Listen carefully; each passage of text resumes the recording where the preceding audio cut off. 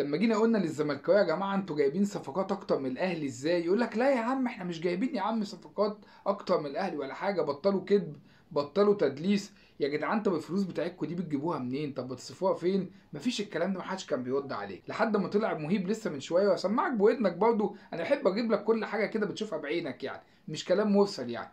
يطلع مهيب برضه يسال نفس الاسئله اللي الناس كلها بتسالها، يا جدعان انتوا بتجيبوا فلوسكم منين؟ يا جدعان بتصرفوها في ايه؟ ازاي؟ فروح اسمع وتعالى نكمل تاني. انت عامل اعلى سكواد في مصر السنه دي 7 مليون و2 و200 الف او حاجه زي كده، اكتر من الاهلي. اكتر من الاهلي.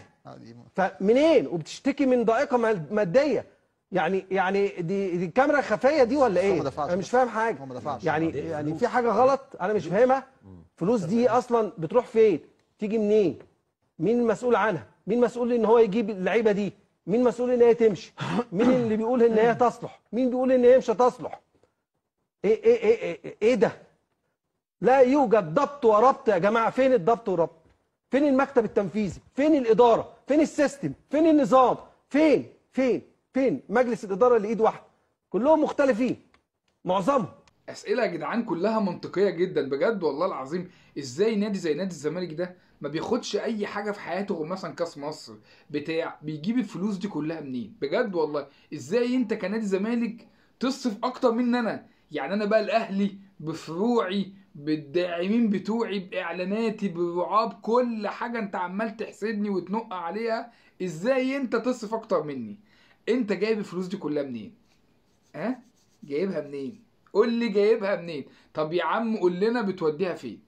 بتصرفها ازاي؟ ما دي اسئله يا جدعان لازم احنا نسالها، وانتوا كمان لازم تسالوها، يعني انتوا كزملكاويه لازم تسالوا نفسيكم. انما انتوا كل شغالكم ايه؟ زيزو، امام 100 مليون 150 مليون. يا ابني بص في بيتك الاول يا حبيبي قبل ما تبص على بيوت الناس، ما تشوف انت المشكله عندك فين، ولا الموضوع طالما هو على هواك فتمام عديها. الاسئله دي يا جدعان كلها منطقيه جدا بجد والله. احنا مش عارفين المجلس ده يعني كميه البذخ اللي بيعملوا ده ايه يعني، وهم دلوقتي مختلفين دلوقتي ومقطعين بعض، خد بالك زي ما مهيب قال، يعني هم دلوقتي مبهدلين بعض يعني. وقريب جدا هتلاقي ناس يا باشا في النيابه، وهتسمع شويه غسيل وسخ هيتنشر الفتره الجايه وبكره هتقول يعني.